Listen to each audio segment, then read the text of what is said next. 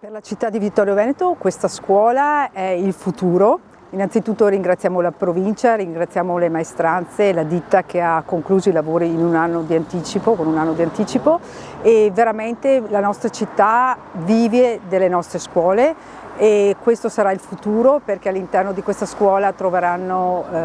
vivranno i nostri ragazzi che sono chiamati non solo ad apprendere, ma sono chiamati anche ad allenarsi per quella che sarà la vita sociale del nostro territorio. Certo, grazie alla provincia il prossimo obiettivo sarà quello di finire la realizzazione della nuova palestra che verrà fatta e realizzata qui a fianco dell'istituto alberghiero, e dopodiché si sta concludendo anche i lavori del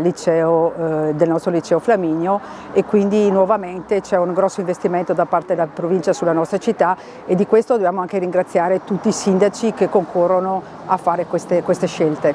Allora, rispetto a questa giornata, oggi è una giornata di orgoglio per la provincia di Treviso, credo una bella giornata anche per la città di Vittorio Veneto, anzi senza dubbio una bella giornata per la città. 12 milioni di intervento, di cui 9 da PNRR, 1 milione dalla provincia, il rimanente da altri fondi. Abbiamo demolito e ricostruito una scuola, oggi qui trovano spazio 14 aule più una sdoppiabile, e per un totale di 23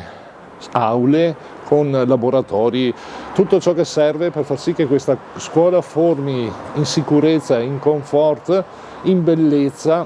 gli studenti che un domani l'altro andranno a lavorare nelle nostre aziende. Un momento, ribadisco, veramente importante per la provincia di Treviso, anche perché qui abbiamo segnato un record, è stata fatta con quasi un anno d'anticipo rispetto al cronoprogramma, a meno di 2 anni dalla posa della prima pietra.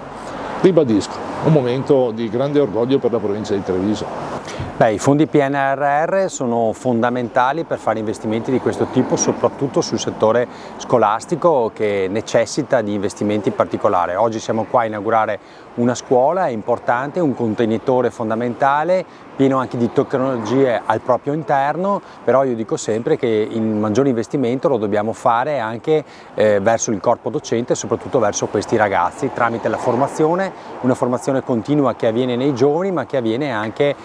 nelle persone più anziane che magari perdono il posto di lavoro e hanno la necessità di ritrovarlo. Su questo la Regione sta investendo molto e credo sia necessario mantenere questi fondi per il futuro, sia PNRR che fondi europei, per continuare a fare investimenti nel settore scolastico e anche nel settore delle cure. Allora, la Regione Veneto interviene molto anche sull'utilizzo dei fondi europei, soprattutto gli FSC, sugli interventi e sui bandi che vengono dati agli enti pubblici per fare interventi in ambito sismico e anche di efficientamento energetico. Ecco, su questi ne abbiamo già fatti molti, ne faremo ancora, perché al di là dei fondi PNRR questi saranno a disposizione delle amministrazioni anche nei prossimi anni.